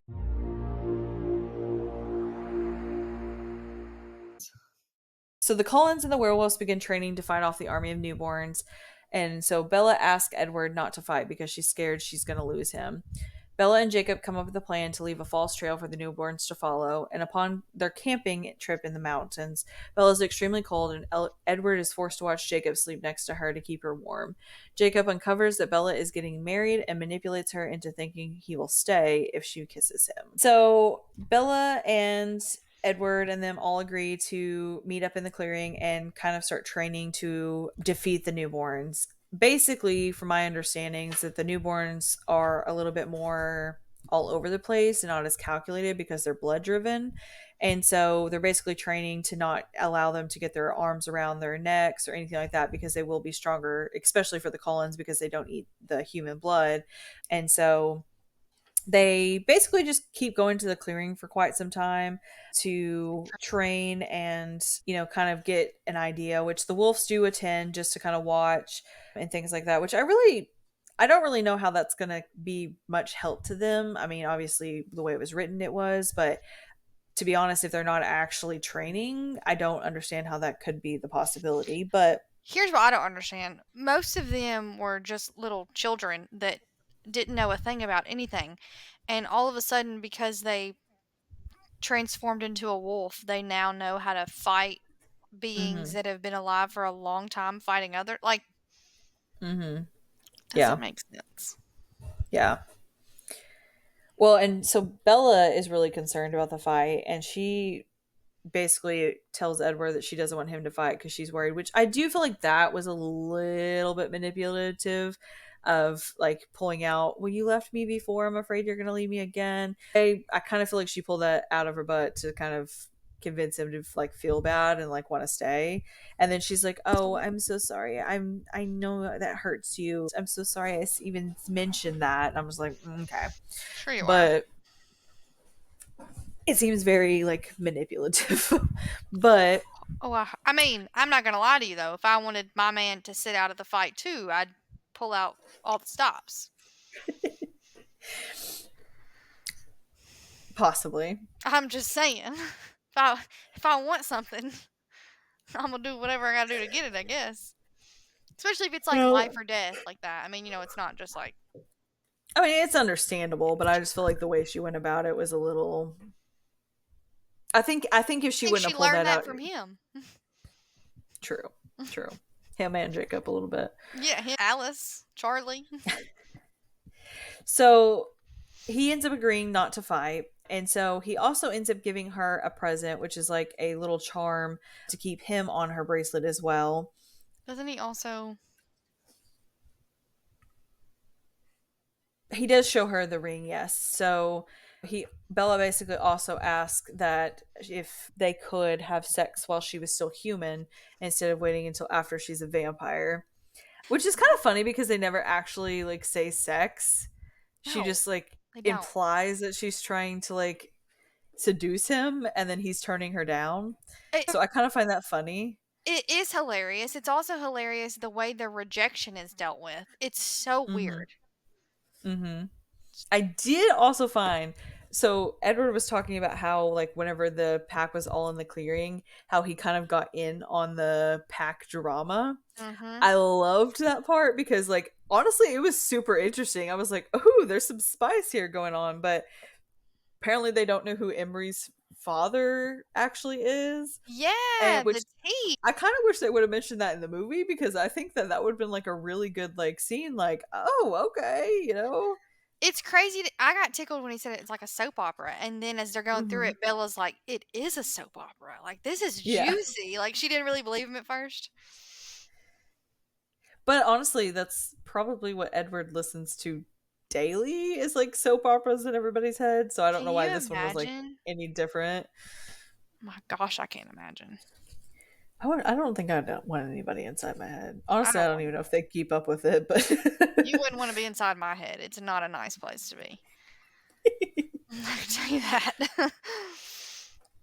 well, and so Alice decides to try to kidnap Bella again and tells Charlie that they're going to have a slumber party because her family's going out of town hunting or hiking and she doesn't want to be alone or whatever, which she ends up finding out that it's actually just going to be her and Edward alone as That's like just a trying to cover up get to be some. able to as like a cover up for them to be able to have the battle, I guess you can say, or have Bella there at the battle. But then they have the night where they spend at the house, which was a weird, awkward interaction. I Because felt bad honestly, I for don't know how Edward. Well, I didn't understand how Edward didn't think something like that was possibly going to happen. Because obviously, two teenagers under the same roof, alone, with nobody around, what do you think is going to happen? yeah, what happened. But honestly, I felt bad for her, and then I thought she's stupid. Because here's the thing, okay? And the movie does it a little bit differently. The movie shows his lack of control better than the book does. Like movie number 1, we get that scene in her bedroom where they're like just kissing, and he's like shoves himself away because he can't control himself. And so I I don't know. If he really couldn't control himself like that because of like sexual scenes, then Bella literally could have just seduced him and gotten her way very easily. So I don't. It kind of felt like a again another plot hole in this book. Well, my biggest problem is the fact that it's about 20 pages for this one chapter for that night. Yeah, And literally, the whole chapter is basically her trying to seduce him and him turning her down multiple times. yeah, So, like, that's I feel kind of embarrassing. bad for her because she's just like, I mean, literally, the whole chapter is marked with my cringe tab color because it was just literally, I was just like, girl, just stop. Like, you're making it so much worse. Just stop trying to sleep with him. She was trying to get it down, and he wasn't Hmm. going for it. Well, and then he sits there and says, basically the only way this is going to happen is if you marry me, which I don't understand how marrying him is going to make any kind of difference to whether or not he can control himself while sleeping with her. So, I get the you don't have sex till marriage if that's what it was, but he talks about it more as if like she's too frail as a human unmarried, as if that's going to change once they're married. I don't know if he means like we'll be married, I'll change you, and then we'll do it. Maybe that's what he means. I don't know. But yeah. also, I find it weird because he's like, he wants to save her soul. So he wants to do everything right. So, like, they should be married before they take the step. And I'm thinking that's funny because it's her soul right now that's trying to get it on. So I think it might already be tainted. You know what I mean? Like, I don't know. Yeah. In Yeah. theory. Well, and so then Jacob and Bella leave the falls trail the next day for the newborns to follow. And Bella ends up cutting herself and leaving blood in that trail and everything. And so they end up into the rooftop, and Bella ends up freezing cold. And of course, Edward's cold as stone, cold as ice, whatever you want to refer to it as. And so Jacob ends up stepping in and getting inside of the sleeping bag. And This at this point honestly, in my life, this was the, like, most sexual thing I had ever seen. I was like, I was so, yes. like, scandalized for me. I was like, Well, "He and I doesn't have a felt shirt so on?" bad for Edward though, because Oh, he's yeah. sitting there having to sit there and stare and listen to Jacob's, I'm sure, constant thoughts of what could possibly be going. But I have to say one of my favorite scenes between Edward Jacob is the scene in the tent where they're basically having like a little bit of a truce for a moment, Yeah. and they're talking about, different things. Jacob's asking questions, Edward's asking questions to each other. And I actually like really felt like in this moment, which Edward even says, like, if you were not my natural enemy, we probably would be friends. I may actually like you, which is it's kind of like, well, could you not just go ahead and like them But anyways? then what Like, does Drake say? well, he says, if you weren't a disgusting vampire who planned on sucking the life out of the girl I love. Well, no, not even then. But I think he would. I mean, they end up being friends because, I mean, basically, Edward becomes his father in law. So, like, in a sense, In a which is sense. also still, and it's still Weird. very weird. Weird. But, again, Edward says something nice, semi-nice, and Jacob can't even say it back to him. He's like, "No, never mind. Not even then. I'd still hate you." Then he has no choice but to not hate him because he's imprinted on his daughter. It's gross. Okay, here's my question though. The next scene, when they realize, which I guess it's actually in a couple scenes, but I can't get over it and I have to say it because if not, I'm going to forget it. When Victoria realizes that she can follow Edward's scent, why did they not think of that? It's a great question. How stupid! I thought, duh, she'd fall, and duh, Bella would be with you during the fight scene. Duh! Hello! Before we move on to that, there's actually a better scene that happens, which honestly makes me mad at Edward. Does Really it? mad at Edward. What happened? So Bella and Edward were sitting there talking because Edward mentions his 10 best nights of his life, and Mm-hmm. they overhear, or Jacob overhears them talking, which Edward knew Ew. that Jacob was listening. And so Jacob gets pretty upset, and of course that hurts Bella, and Bella gets upset. And poor Seth is just sitting over there like, I don't know what to do kind of situation. But I felt that was so crappy. That's a distraction to Jacob in a battle. So he knew that. And then on Yeah. top of that, I mean, he also knew that he was listening, and that would crush both Jacob. And I know, had to have known that Bella would get upset because Jacob is hurting. So, like, why not let Bella get to that point to tell him when it's a safe time to tell him? Yes, but also Edward is right that Jacob deserved to know. Jacob is still He holding on to that did. hope, and it needs to be He did, crushed. but the night before this whole situation is when she actually agreed to marry him, really. So, Yeah. like, for the fact that you couldn't even wait a whole 24 hours. Yeah. That's fair. I agree that it was shady, and we shouldn't have done it. I mean, at this point, she hadn't even told her dad. She hadn't even told her friends. Alice wasn't really the only one that else that knew, and that's because she could see the freaking future. So, Correct. like, that's not very a fair thing See to the have to do freaking in general. future. She can. I just thought it was I really love that crappy, and this especially is right what before a got you battle. really worked up, though. It did. Because it's right before a battle, and I think when it comes down to it, that is why he ended up injured, is because he was distracted. No, she kisses him. No, whenever he gets crushed by a newborn. But she kisses him. He only gets hurt by the newborn because he jumps in to save Leah. But I don't think he was paying attention to what was going around him as much because he was distracted. No, she kisses him so that he forgets that. No, he doesn't forget any of it. Oh, huh, he might not forget it, but That's he's obvious by the epilogue. He didn't forget any of it. Well, so then Edward tries to make it right and he agrees to go find Jacob and bring him back. And dumb. Belle's pacing and basically talking to Seth and Wolf form who cannot respond. And so She's dumb.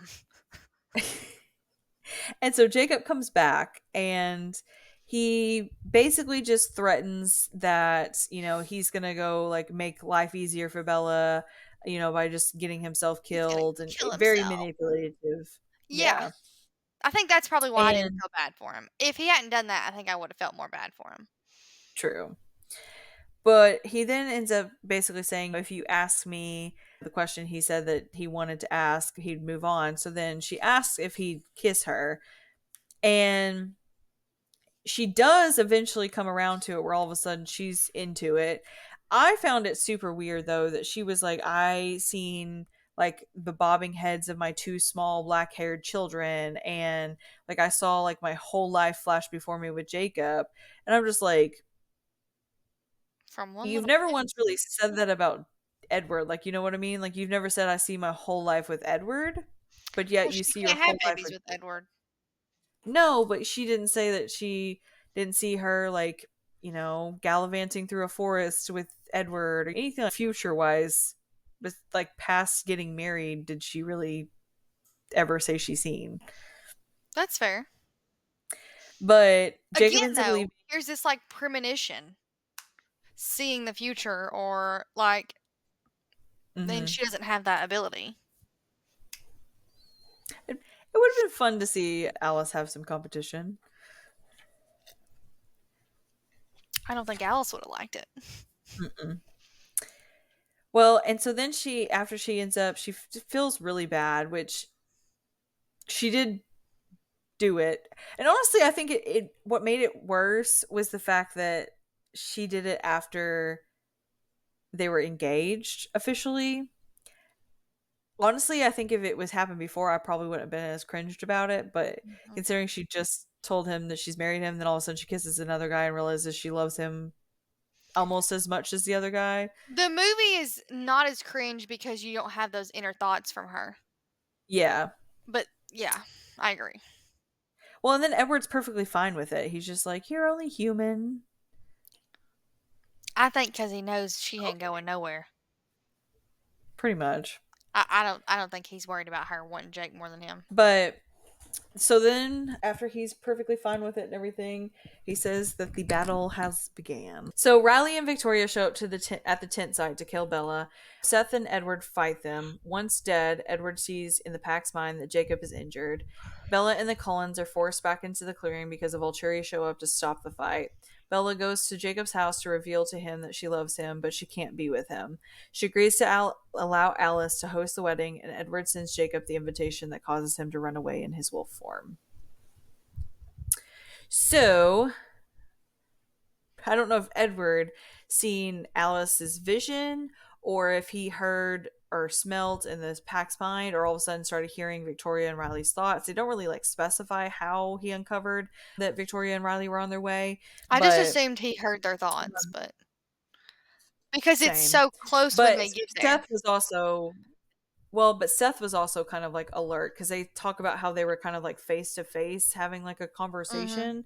So that's kind of why I'm almost thinking that the pack smelt like her coming that direction or Maybe. something, but I don't know that for sure.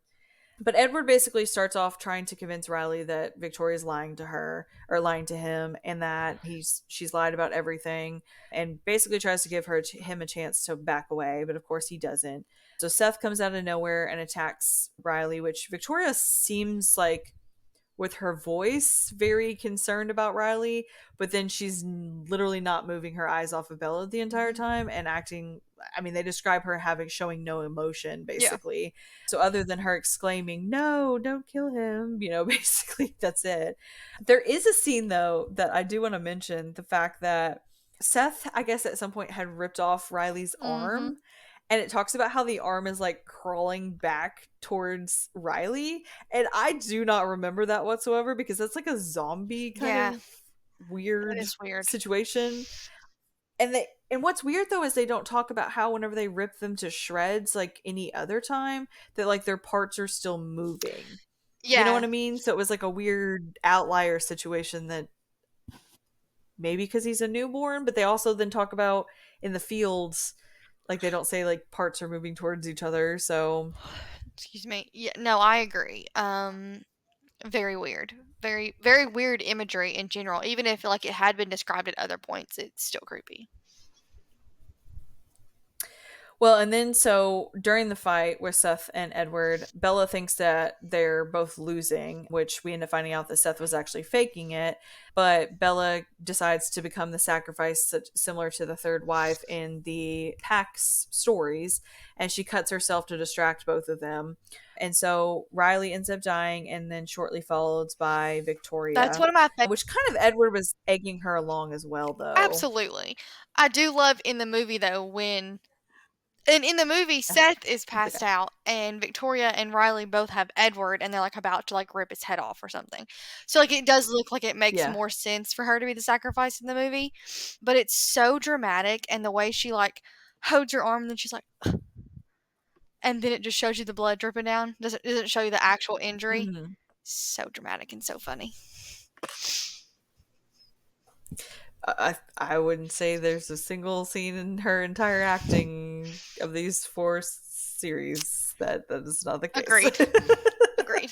After it's all done, they end up deciding to go back to the clearing, but right before that, Edward kind of like collapses to the ground and screams and is kind of like narrating out loud. And Seth is like howling and ends up running away. And turns out Edward reveals that Jacob was injured in a fight with a newborn. So in the movie, that scene happens once Edward and Bella are already there. Like she watches Jack get Hmm. injured. So it's interesting to me to like see that little difference in the book she doesn't. Hmm. Well, and so I'm not going to replay the scene where the Volturi come up because we'll talk about that in the Bree Turner book that we will talk about this upcoming Tuesday, which, surprise, bonus episode if you didn't already see. But with that, it kind of goes into more detail about what all happens and everything. But then after all that, Carlisle and Edward goes to Billy's house, which surprisingly they allow him to come in. But obviously, I think that's their only hope for having somebody to be able to help Yeah. him. Which is surprising to me And that there's not a doctor on the reservation. true, at least that knows something about the whole Yeah, situation, but that may be something that was not carried on within the family or maybe something. not. But Bella ends up going home. Alice convinces her to maintain her cover. And Charlie really starts describing how Billy's behavior was extremely odd, and that he felt like the wolves were like calling to him, and so he started picking up on a lot of stuff at this point, which is so not like Charlie. Yeah. It's very very much an outlier situation for him. But Bella decides that she's going to go visit Jacob and kind of reveal to him how she feels. And so she goes in, she tells him that she does love him and that she does care about him and everything, but she just does not care and love him for him as much as she does with Jake or with Edward. And I do really like Jacob's comparison. And at that point, he does say, do you know the story of King Solomon? And he said, and he quotes, he said, "That's right, King Solomon." And he said, "Cut the kid in half, but it was only a test just to see who would give up their share to protect it." And he tells Bella, "I'm not going to cut you in half anymore." And I just kind of loved that because I was just like, he really does care enough about her to let her go. But I really think the only reason why he up to that point did not let her go was just because he knew she had not realized her true feelings, and so he still thought he had a chance because she hadn't fully recognized everything, but now she has, and now he knows for sure like there is no further chance. So I did I don't think he went about the right way to get to those feelings, but I think that that was really why he just did not give up, is because she would not admit to herself how much she actually really did love That's him. fair. I did like that he said, that he would still hold out hope essentially until her heart stops beating. And maybe Yeah. even then Well, and as I'm gonna Yeah, so I'm going to read a couple of the quotes. So he says, I'm exactly right for you, Bella, and it would have been effortless for us, comfortable, easy as breathing. I was the natural path for your life would have taken. If the world was the way it was supposed to be, if there was no monsters, no magic. And then he later says, or she ends up saying, two futures, two soulmates, too much for any one person, and so unfair that I wouldn't be the only one to pay for it. Jacob's pain seemed too high a price. Cringing at the thought of that price, I wondered if I would have wavered if I hadn't lost Edward once, and if I didn't know what it was like to live without him. I wasn't sure. That knowledge was so deep a part of me that I can't imagine how it would feel without it. And Jacob says, he's like a drug for you, Bella. I see that you can't live without him now. It's too late. But I would have been healthier for you. Not a drug. I would have been the air, the sun. And Bella kind of smiles and says, I used to think of you that way, that, like my son, my personal son. You balanced out the clouds nicely for me. And he says, the clouds I can handle, but I can't fight with an eclipse. Oh, the title of the book. So, yeah.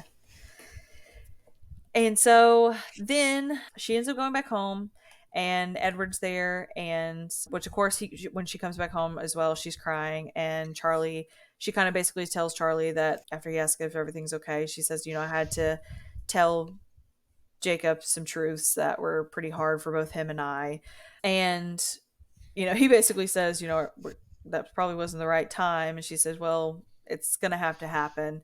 And he was like, okay, well, all right. Well, then Edward's just pretty kind of understanding. And he's just like, if you've got to go, like, I understand. And she's like, no, you are completely what I've chosen. Like, I'm ready for you. I can't live without you. It had to be the way it was. She ends up quoting a part from, what book was that? Wuthering Heights. Yes. She ends up quoting a scene from that, and Edward ends up quoting Heathcliff. And so after everything, they decide to go see Alice, and she basically agrees with Alice to make the wedding or whatever, which I have to say, one of my favorite wedding scenes. I love that scene. Agreed. The, like, the was it wistering flowers that are, like, coming down I don't know what from they're called, the but they are trees and stuff. beautiful. So pretty. Yeah. Yeah. It Um, like, I want to base my wedding off of the Twilight wedding. same. Except for not outdoors, because no, thank Oh, you. I kind of like the woodsy Um, vibe. yeah, you can bring Woodsy inside. You can. That's fair. Yeah, yeah. That's what my library is going to be, is the Woodsy theme inside. So then Bella jokes around that, it's a good thing you're bulletproof because I'm going to need the ring. It's time to tell Charlie. And then we go into the epilogue, which is in Jacob's perspective, and or not Charlie, Billy is just kind of chit chatty away, and they end up coming to a conclusion after they read a little note from Edward. Fills out a handwritten note and says, Jacob, I'm breaking the rules by sending you this. She was afraid of hurting you and didn't want to make you feel obligated in any way, but I know that if things had gone the other way, I would have wanted the choice. I promise I will take care of her, Jacob. Thank you for her, for everything, Edward. And Jacob gets extremely upset, ends up taking off and shifting into wolf form, and the pack tries to follow him, and Sam puts out an order to stop, and he just basically says, come home when you can. And Jacob kind of disappears into wolf form for a long period of time. Okay, but I love Edward for that note. It was a little petty. It was a little what? A little petty. Oh, really? That's Like, how oh, I you got the took it? girl kind of thing. I mean, I feel like yes, I would think that I would want the choice as well, but at the same time, like, I also kind of think it was a little bit of a shove in the face at the same time too. I don't know. I liked it. I thought it was sweet. Thank you for her. Thank you for. I don't know. If I was being petty, I would have been like, gotcha. Like, I don't know. I feel like he would have worded it differently, but. Edward's not that type of person though. No, I don't know. I don't think he would have said thank you for her. I think that was genuine.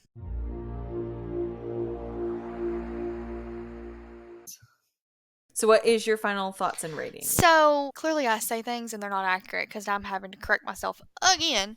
I said the series got better. The more that I read it, I feel like the worse that it gets. I'm going to be honest. I'm struggling with this series. I struggled with this book in particular. I honestly felt like three-fourths of the book did not matter at all, did not bring anything to the story, was just Mhm. extra. I guess back in the day, I loved that because I was obsessed with the characters, so I got more of the characters.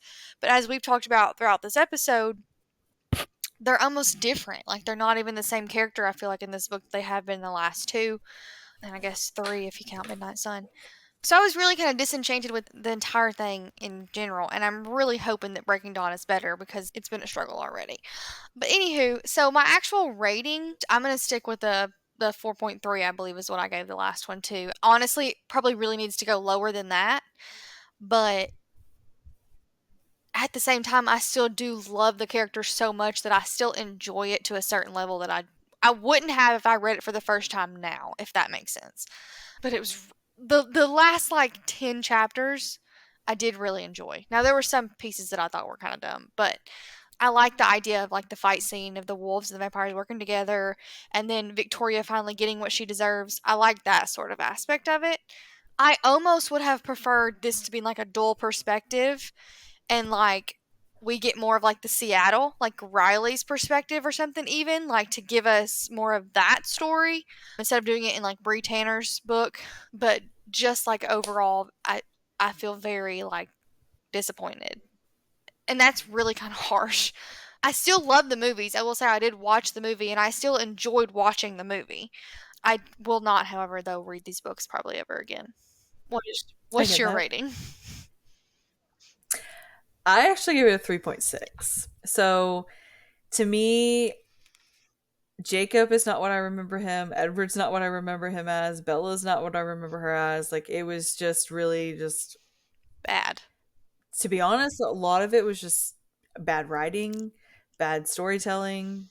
I mean, unnecessary information, a lot of drawn on stuff. I mean, to be honest, again, I mean, I feel like we could have taken off the first half of the book about the college applications and all of that kind of stuff and just almost like skipped to Yeah, graduation and the graduation party and then moved I agree. on. I mean, the whole custody battle between Bella and like all of that kind of stuff, which I get why it was there to add on to that love triangle situation.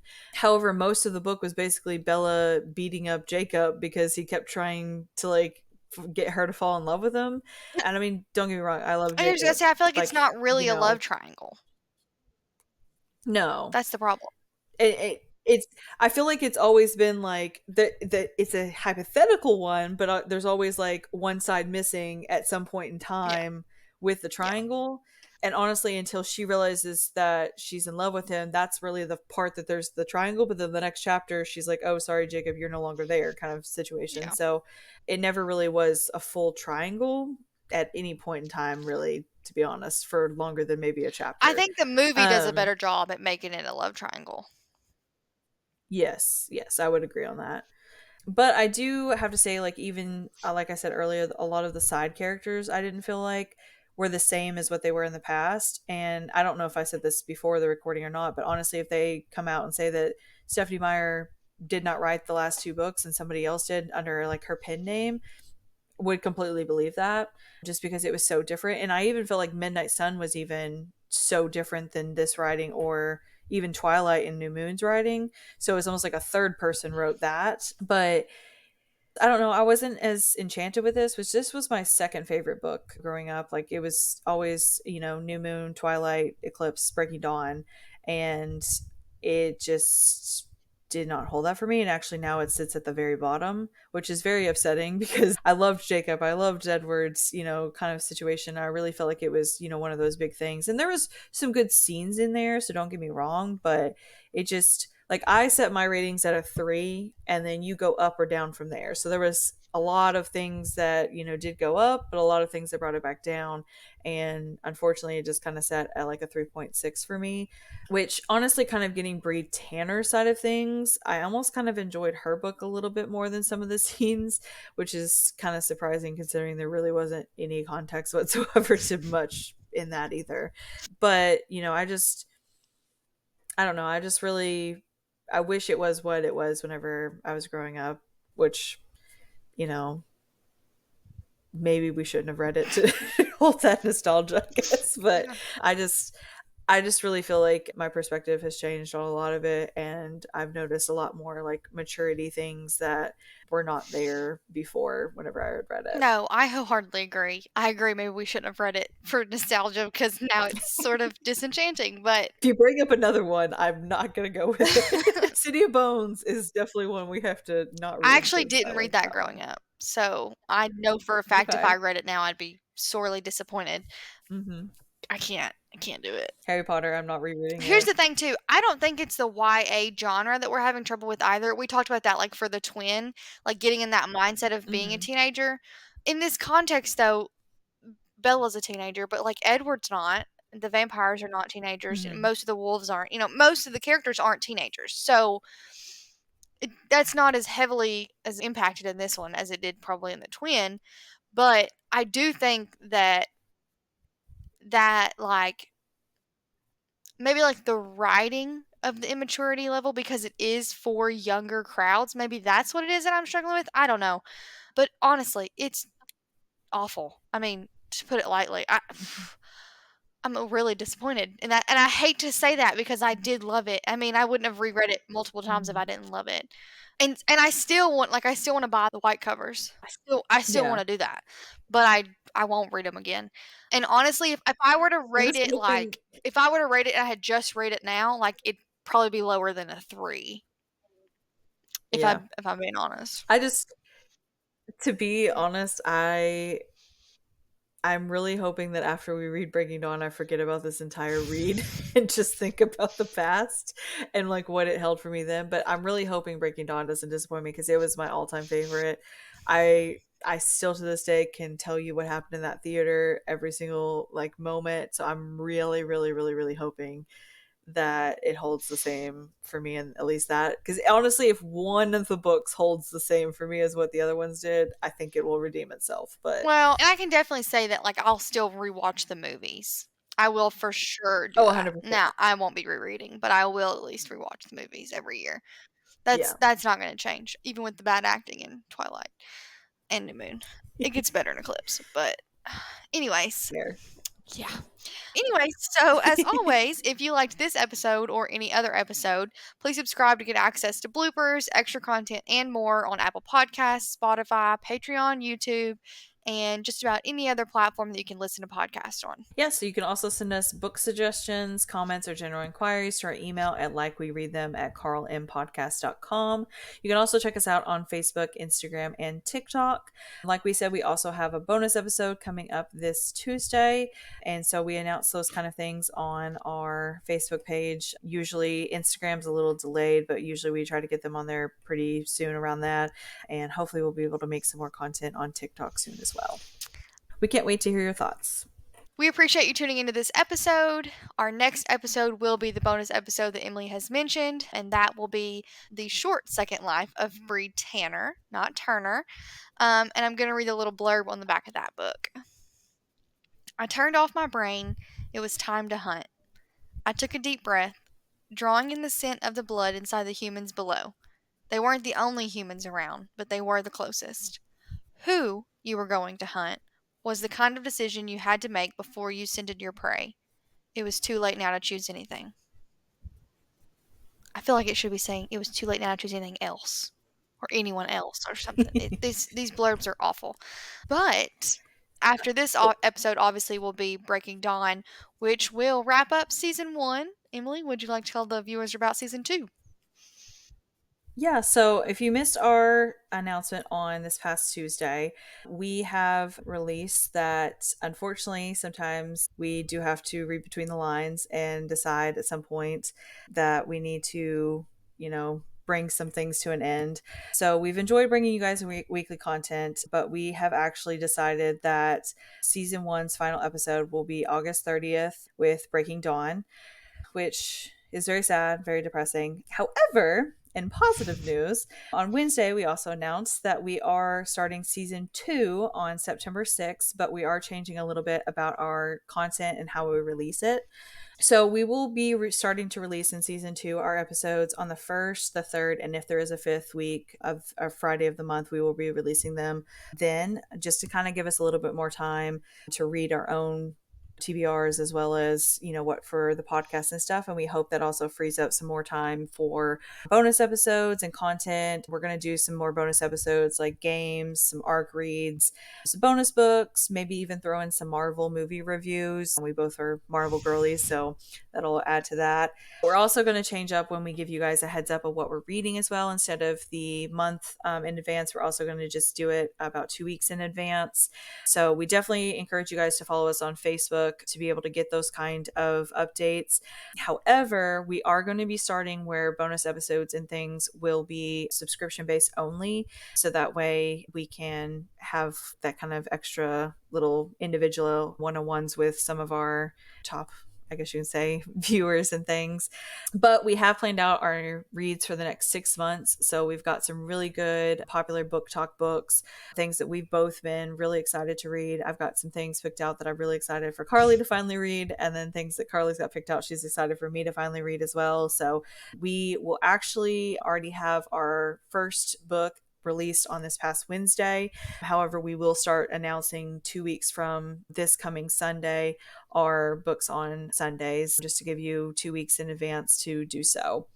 If you guys have any questions or anything about any of that, just let us know. But it kind of further explains everything on our Facebook page. But we're really excited to do this to kind of give you guys, I think this month with 6 Breaking Dawn, Twilight books has really showed us that we are putting too much on our plate. So we both have full-time jobs and things outside of this. So we just need to be able to focus on ourselves and our own personal things as well. So we're really excited to do this because we're really enjoying this, but we just want to make sure that we're bringing you guys the best quality content and books and being able to provide you the best thorough reads as well.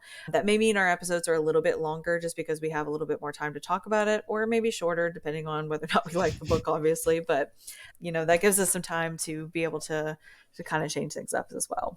But you can always count on us to Carl 'em like we read them. This song.